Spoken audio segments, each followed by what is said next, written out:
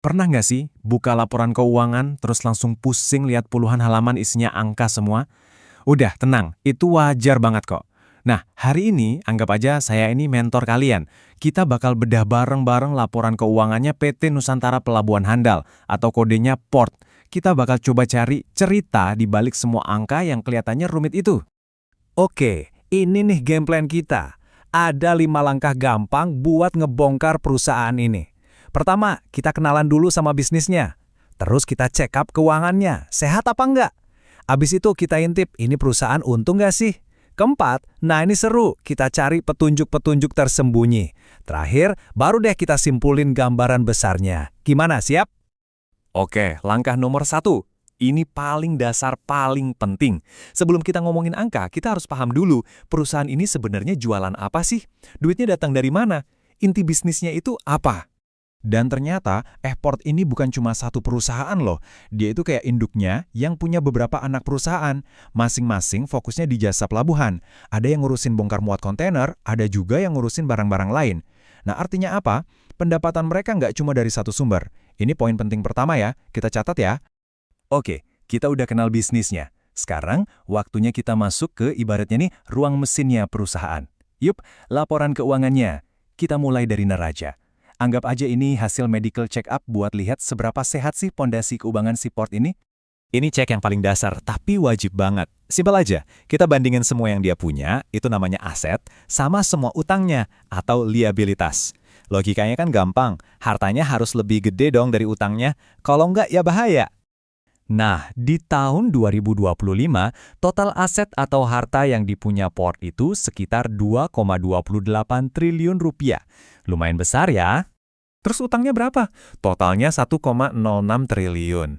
Nah, lihat deh, asetnya kan 2,28 triliun, utangnya cuma 1,06 triliun, asetnya lebih dari 2 kali lipat utangnya. Aman, kita bisa sedikit lega nih, pondasinya kelihatan kuat. Nah, ini nih bagian yang seru. Coba lihat perbandingannya sama tahun sebelumnya. Asetnya sih relatif stabil ya, tapi lihat deh liabilitasnya, utangnya turun drastis. Dari 1,26 triliun jadi 1,06 triliun cuma dalam setahun. Wow, ini bukan sulap ya. Ini nunjukin kalau manajemennya lagi kerja keras bayarin utang. Ini sinyal yang bagus banget buat kita sebagai investor. Oke, pondasi sehat cek. Tapi, bisnisnya jalan nggak? Dapat untung nggak dari operasional sehari-hari? Percuma kan punya harta banyak tapi tiap hari tekor. Nah, sekarang yuk kita bedah laporan laba ruginya. Kita lihat di sini, penjualannya di 2025 ternyata turun sedikit. Nah, biasanya nih investor pemula lihat ini langsung panik. Waduh, penjualan turun, jelek nih. Tapi, tunggu dulu, kita nggak gitu. Kita gali lebih dalam lagi. Dan jeng-jeng, di sini ceritanya jadi menarik banget. Penjualannya emang turun, tapi lihat deh laba kotornya malah naik. Kok bisa? Nah, ini yang namanya efisiensi. Artinya, si Port ini makin pintar nekan biaya-biaya pokok bisnisnya. Ini nunjukin manajemennya cerdas, kerjanya efektif.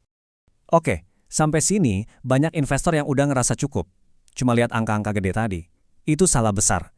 Justru harta karunnya, cerita di balik angkanya, itu ada di bagian yang sering dilewatin. Catatan atas laporan keuangan. Ini wajib dibaca, jangan pernah di-skip. Disinilah kita bisa nemuin jawaban dari pertanyaan, kenapa? Kenapa utangnya turun? Kenapa labanya naik? Nah, yuk kita lihat satu contoh penting dari catatannya si Port. Nah, ketemu kan, ternyata sebagian alat-alat penting mereka buat ngangkut kontainer itu dijadiin jaminan utang ke bank. Artinya apa? Ya, gampangnya, kalau mereka sampai nggak bisa bayar utang, alat-alat itu bisa diambil sama bank. Ini bukan berarti perusahaannya jelek ya, tapi ini adalah sebuah risiko. Dan risiko ini wajib kita tahu dan kita catat. Tapi di catatan ini juga ada kabar baiknya. Ingat kan tadi utangnya turun banyak? Nah ini dia jawabannya. Ternyata salah satu anak perusahaannya sukses lunasin utang jangka panjangnya. Klop kan? Ini ngejelasin cerita perbaikan yang kita lihat di awal. Semuanya nyambung. Oke, semua potongan puzzle-nya sudah kita kumpulin nih. Sekarang waktunya kita rangkai jadi satu biar kelihatan gambaran besarnya. Jadi sebenarnya gimana sih kondisi perusahaan ini? Jadi kesimpulannya gimana? Ceritanya lumayan jelas ya. Ada sisi bagusnya, yaitu kekuatannya, utangnya berkurang banyak, terus mereka makin efisien. Ini keren banget. Tapi ada juga sisi risikonya yang perlu kita awasi. Ada aset penting yang jadi jaminan utang. Kalau disimpulin secara umum, ini perusahaan yang lagi beres-beres, lagi memperkuat kondisi keuangannya. Cerita yang bagus. Nah, analisis kayak gini tuh bukan akhir loh. Ini justru baru awalnya. Ini cara kita kenalan sama perusahaan. Sebelum ngomongin mahal murahnya harga saham, sekarang dengan info yang udah kita punya, pertanyaan apa lagi yang muncul di kepala kalian? Mungkin, gimana rencana mereka ke depan? Pesaingnya siapa aja? Nah, mikirin pertanyaan-pertanyaan lanjutan kayak gitu, itu tandanya kalian udah jadi investor yang cerdas.